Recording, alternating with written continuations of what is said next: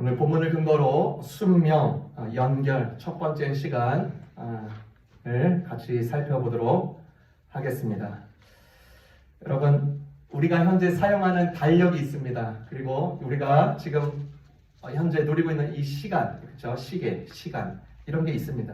여러분, 만약에 달력, 계산법이 없었다면 어떻게 될까요? 그저 며칠, 또 며칠, 만일, 14,000일, 20,000일, 30,000일 헷갈릴 거예요. 그리고 또 2023년의 한 날이 2024년의 한 날과 다를 바가 없지만, 그렇죠? 그래도 2024년이라고 불러서 또 이렇게 새해를 맞이하고요, 우리의 옷깃을 여미고요, 또 우리의 심기를 다시 한번 새롭게 하는 데는 분명한 것입니다. 새해가 밝았습니다. 올해 저희 교회의 목표를 순명 연결이라고 정했습니다. 하늘의 명을 순종하고 주 안에 연결되고 서로가 연결되는 의미를 담고 있는 것이죠. 저는 총 3번의 이 시리즈를 통해서 여러분과 이 주제를 여러분과 함께 나누고 싶습니다. 첫 번째, 하나님은 다른 한편에 반드시 문을 열어 놓으십니다. 하나님은 다른 한편에 반드시 문을 열어 놓으십니다. 여러분, 열왕기 상하 그리고 역대기 상하는요, 이스라엘들의 왕들의 이야기를 기록한 것을 자세히 보여줍니다. 둘의 차이를 두자면 열왕기 상하는요, 선지자적인 관점으로서 왜 이스라엘이 실패했는가, 여기 질문을 계속 받도록 그렇게 기록하고 있습니다. 그런데 이제 열왕기 상하는요, 제사장적 관점으로 쓰여졌기 때문에 이스라엘 백성과 나라에 대한 하나님의 신실하심이 계속 거기에 초점이 맞춰 있는 것입니다. 그래서 과거 다윗, 솔로몬의 영광의 시대를 꿈꾸면서 기록되어 있습니다. 오늘 본문의 역대하에 나타나는 요시야 왕이 있습니다. 주전 640년의 일입니다. 이스라엘의 왕들을 기록한다는 이 열왕기 상하, 역대기 상하, 이 왕들에서 기록할 때의 특징 중에 하나는요, 하나님을 기쁘시게 하는 자인지 하나님을 모욕하며 무시하는 자인지 그것을 정확하게 찝어냅니다. 요시야 왕을 볼 때요, 요시야 왕의 백그라운드 정말로 형편이 없었습니다. 너무나 좋지 않아요. 그의 할아버지 므낫세는요, 악랄한 왕으로 정평이 나 있습니다. 무려 55년이나 통치하면서 쫓아낸 민족들의 역겨운 짓을 그대로 따라가면서 하나님 앞에서 정말로 망령되이 그렇게 행했습니다. 므낫세 왕의 아들인 아몬 왕 역시 므낫세의 아버지와 다르지 않았습니다. 모든 우상들을 모아놓고 경배하고 희생제물을 바쳤습니다. 이런 가풍이 있는 곳에 요시야가 태어난 것입니다. 그냥 저절로 살다 보면 이제 왕이 되는 것입니다. 차기 왕이 되는 것이에요. 또 할아버지 므낫세처럼 아버지 아몬처럼 악한 왕이 될 가능성이 너무나도 농후한 것이죠. 부모의 행위와 생각을 그대로 스펀지처럼 빨아내면서 그렇게 보고 자라는 것입니다. 더군다나 아버지 아몬이 신하들에 의해서 쿠데타당해서 암살을 당해요. 그래서 요시야가 일찍이 8살의 왕이 됩니다. 아버지가 이제 당장 눈앞에 사라지니까 누구를 의지하겠습니까? 당장 옆에 있는 쿠데타를 일으키고 암살했던 그 고관들도요, 이제 못 믿어오는 것입니다. 정채봉 작가가 쓴 강장종지의 글에서 이런 말을 했습니다. 그 사람의 진짜가 보이는 것은 함께 여행을 했을 때, 식사를 했을 때, 도박판에 앉았을 때, 그리고 위급함에 나타났을 때라고 표현을 했습니다. 사람의 진면목은요, 정말로 그 사람이 위기 속 가운데 있을 때 잘 나타납니다. 요시야가요, 사면초가였습니다. 국가도 분열된 상태였고요, 할아버지 아버지에게 배운 것은 악한 짓이었고요, 하나님을 극도로 경멸하는 짓이었습니다. 아버지가 순식간에 암살당했습니다. 여러분, 콩 심은 데 콩 나고 팥 심은 데 팥 난다, 단순한 거지만 굉장한 법칙인 것입니다. 그런데 이 법칙이 예외가 될 때가 있습니다. 땅이 씨앗을 삼켜먹지 않거나 씨앗이 땅에 의해서 죽지 않으면 절대로 그 다음 진행은 없는 것입니다. 요시야 왕이 극도로 악랄한 가정 배경을 가지고 태어났고, 정치 수업이 뭡니까? 정치 수업 1도 배우지 못했습니다. 아버지가 눈앞에 사라지고 덜커덕 왕이 되었습니다. 주변의 신하가 언제 구테타를 일으킬지 모릅니다. 그런 비극과 할아버지 므낫세가 뿌려놓은 이 악한 씨앗과 아버지 암몬이 뿌려놓은 악한 씨앗을 움켜잡으면 똑같이 요시야 왕도 악한 왕이 되는 것입니다. 그러나 요시야는 그러한 악한 가풍의 고리 속에 자신의 삶을 던지지 않습니다. 악한 씨앗을 거부했습니다. 우리 함께 말씀을 보겠습니다. 이 34장 2절에서 4절 눈으로 따라오세요. 여호와 보시기에 정직하게 행하여 그의 조상 다윗의 길로 걸으며 좌우로 치우치지 아니하고 아직도 어렸을 때 곧 왕위에 있은 지 제8년에 그의 조상 다윗의 하나님을 비로소 찾고 제11년에 유다와 예루살렘을 비로소 정결하게 하여 그 산당들과 아세라 목상과 아로새긴 우상들과 부어 만든 우상들을 제거하여 버리매 우리가 다 왕 앞에서 바알의 제단들을 헐어버렸으니 왕이 또 제단 위에 높이 달린 태양상들을 찍고 또 아세라 목상들과 아로새긴 우상들과 부어 만든 우상들을 빻아 가루를 만들어 제사하던 자들의 무덤에 뿌리고. 여러분, 이 요시야 왕이 8살이 됐을 때 왕이 됐고 즉위한 지 이제 8년이 됐을 때 16살 때 지금 이렇게 하나님을 구하는 삶을 살았다. 그리고 그가 즉위한 지 12년 때, 즉 20살 때는요 모든 이방 우상들을 파괴합니다. 심지어 이 사람은요 남쪽 지역에, 그러니까 그때 당시 분열의 남쪽 지역의 왕인데 북쪽 지역에 있는 므낫세 지역, 에브라임 지역, 시몬 땅에 있는 모든 우상도 그쪽에 올라가서 이 모든 것을 다 철폐해버렸습니다. 대단한 것이죠.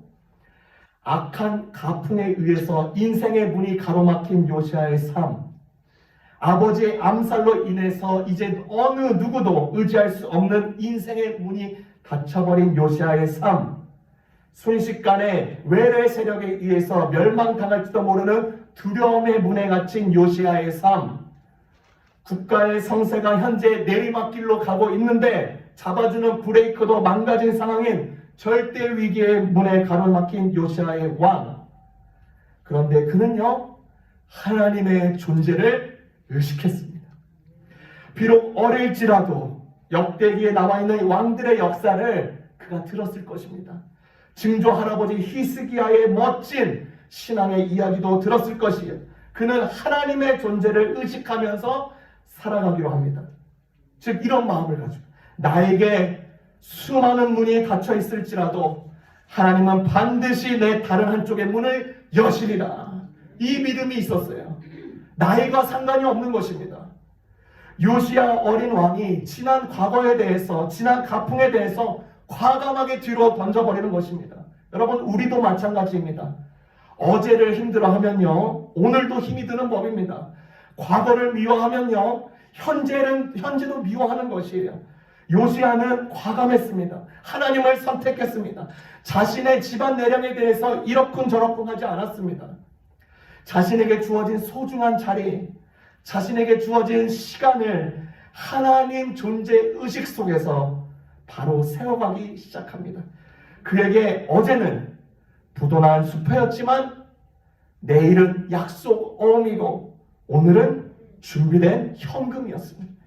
우리는요 닫힌 문 때문에 비탄에 잠겨서 열려있는 문을 보지 못하는 경우가 참으로 많습니다. 요시야 왕의 자세를 배워야 되는 것입니다.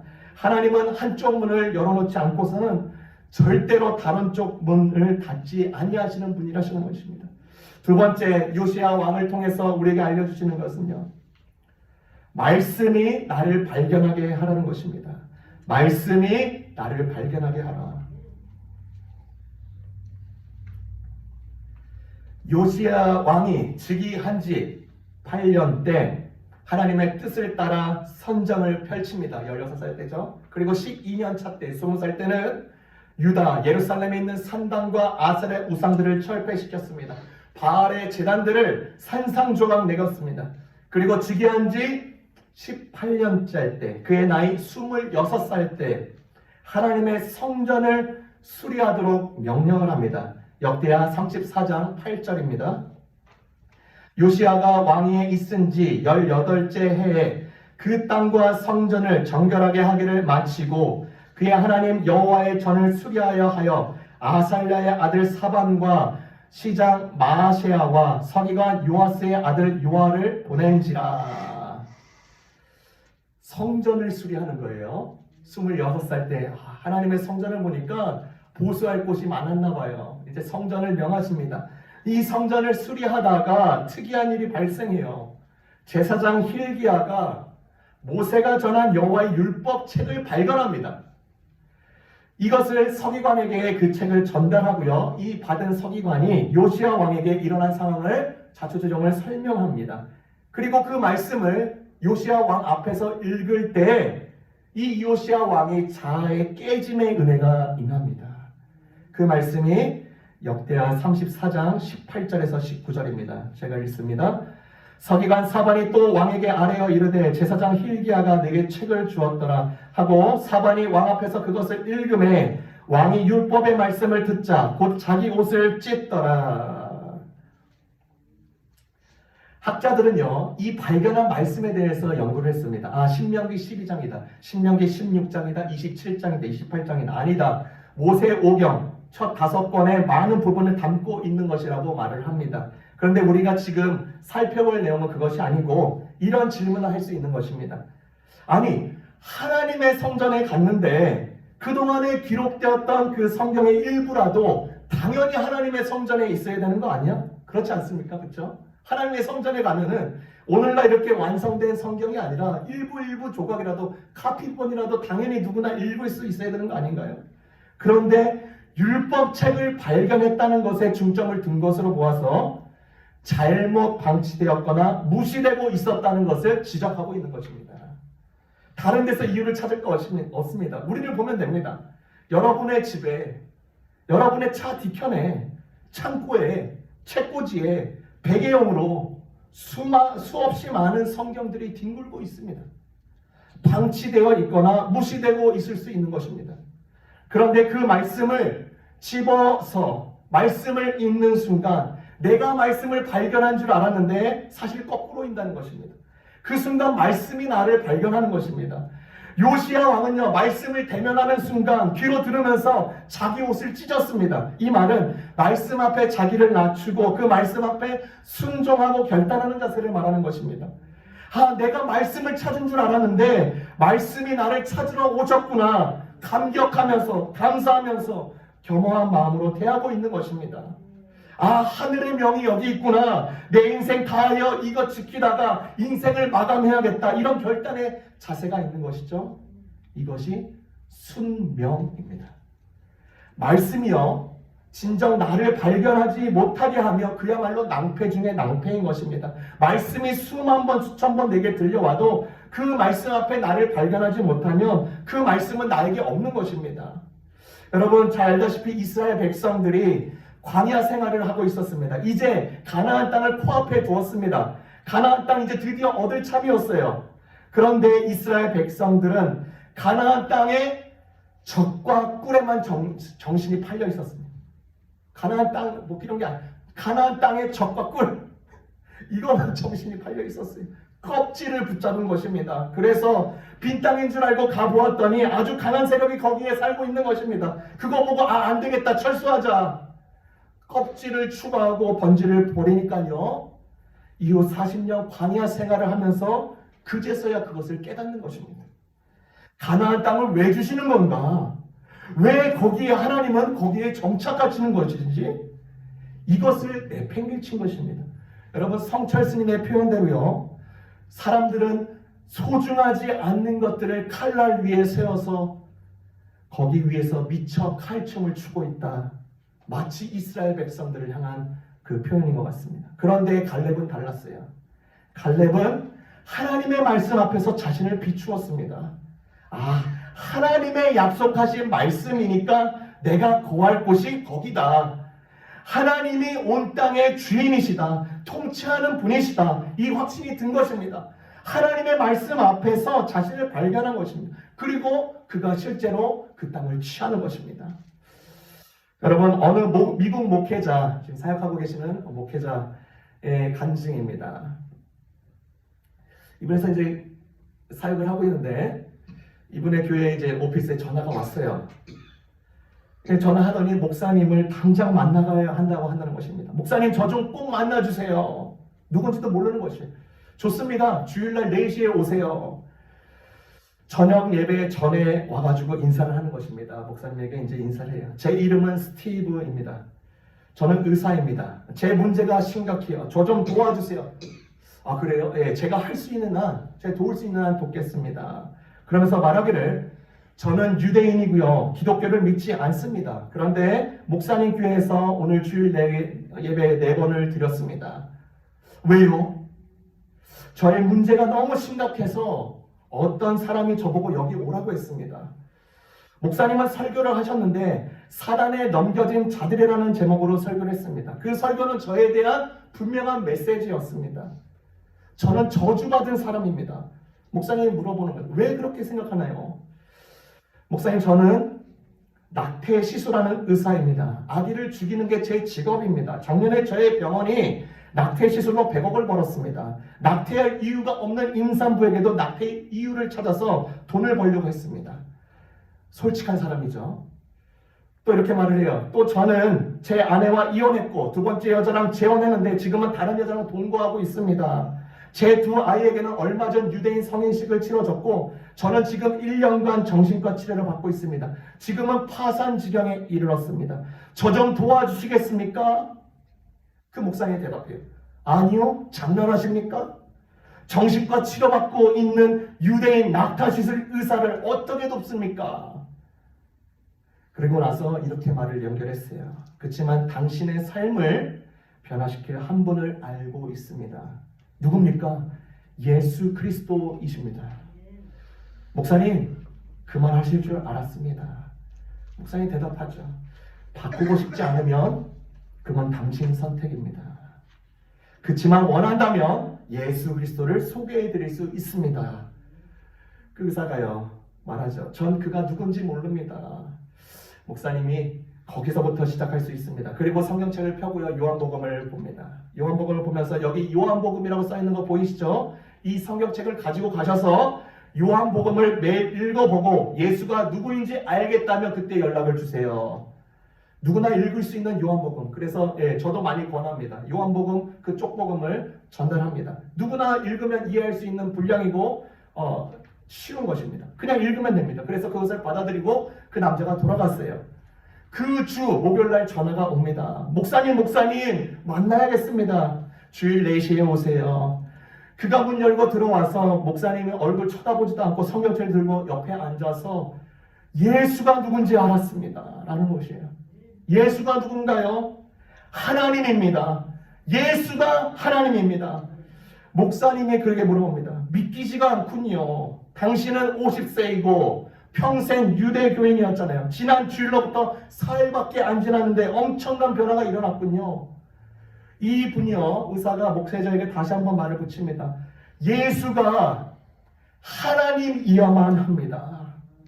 하나님이 아니었더라면 그가 행한 기적도 그가 가르침도 불가능했을 것이라기 때문입니다. 여러분 이 내용 요한복음에 나오지 않나요? 요한복음 10장 38절 너희가 나를 믿지 아니할지라도 내가 한 일은 믿으라. 그가 이 성령의 능력으로 진정 깨달은 것입니다. 또 말을 붙여요. 목사님 예수님이 또 뭐 했는지 아십니까 목사님? 아니요, 무슨 일을 했는데요?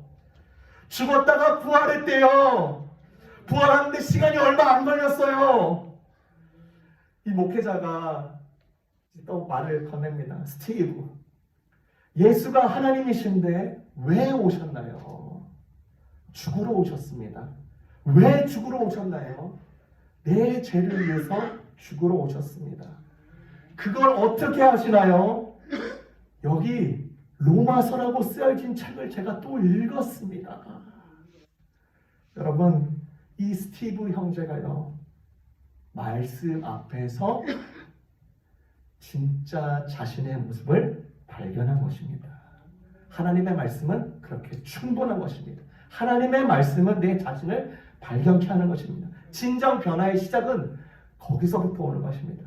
정확하게 발견하게 합니다. 그 은혜로부터 거기서부터 우리는 순명하는 것입니다. 하나님의 자녀로서 말인 것입니다. 마지막입니다. 요시야 왕을 통해서 우리에게 무엇을 교훈하는가? 세 번째, 나는 누구와 연결되어 있나요? 나는 누구와 연결되어 있나요? 요시야 왕은요, 나이가 어려도 왕입니다. 앞으로 큰 사고 치지 않으면요, 편하게 복락 누리다가 인생 마감 치면 됩니다. 그가 말씀 앞에서 자신을 발견하자 주변 사람들을 생각했습니다. 자신이 사랑하는 백성들입니다. 이 백성들이 진심으로 하나님을 사랑하고 섬기는 데 도와주고 싶었습니다. 그래서 자신이 읽은 말씀들을요, 중요한 히브리 성경을 제정하거나 편찬합니다. 그리고 그것들을 백성들이 듣도록 합니다. 하나님과 연결시키는 일들을 하고 있는 것입니다. 심지어 오랫동안 무시되었던 유월절을 다시 시행합니다. 유월절, 여러분 생각해보면 어마어마한 수고가 필요한 것입니다. 동물의 피, 준비 과정, 절차 너무나도 까다롭습니다. 그냥 왕위를 누리면서 여생을 지내도 되는데 요시야 왕은 하나님께 순종하는 삶을 살려고 하니까 그럴 수가 없는 것입니다.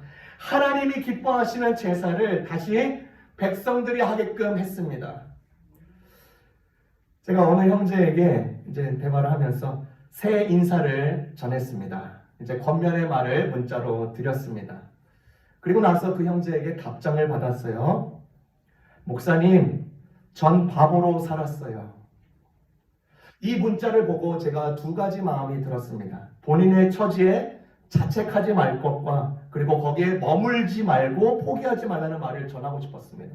그래서 이렇게 문자로 답변을 드렸습니다. 형제님, 우린 다 바보입니다. 다만 고집스러운 바보로 살던지 부드러운 바보로 살던지일 뿐입니다. 내년도, 3년 후도, 5년 후도, 10년 후에도 그저 그렇게 똑같다면 후회도 사치인 것입니다. 내 삶의 변화에 대한 기대는 내 선택에 달려있는 것입니다. 어렵게 가지 마세요. 다른 여러 길 많이 찾아보았다가 아니라면 그 길에 서 있을 필요 없는 것입니다. 형제님에게 2024년도가 2023년도의 연장선이 될 것인지 아니면 터닝 포인트가 될지 어떤 마음으로 서실지 저는 궁금합니다. 저는 계속 응원합니다. 이렇게 연결을 드렸어요. 인간으로서요, 목회자로서 연결되어 있기에 그 사람을 품어주고 다시 일어나도록 격려하고 응원하는 것입니다. 여러분도 마찬가지입니다. 우리는요, 다 주 안에서 연결되어 있는 자들입니다. 현명한 사람도 있고요, 부족한 사람도 있고요, 자고 있는 사람도 있고요, 단순한 사람도 있고요, 미련한 사람도 있습니다. 그런 사람을 위해서 누군가를 위해서 가르쳐주고 누군가를 위해서 깨워주고 누군가를 위해서 본이 되어서 본보기가 되어주고 누군가를 위해서 사랑을 베풀고 누군가를 위해서 강하게 권면도 하는 것입니다. 제가 요즘에 계속 놀라는 것이 있습니다. 놀래요. 연말 때부터 또 연초에 계속 놀래요. 저는 이제 와이프와 얘기하면서 종종 이 이야기를 합니다. 우리 리치몬드 사람이야?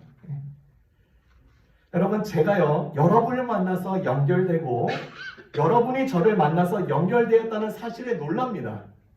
뜻밖의 만남인데 주 안에서 예정된 연결입니다. 이게 놀라운 것입니다. 안수지사님, 장로님, 권사님, 지사님, 전도사님, 성도님, 어린아이들과 같이 예배하고 식탁에 교제를 나누고 누군가로부터 도움을 받고 주고 하는 이 모든 것이 놀라운 것입니다.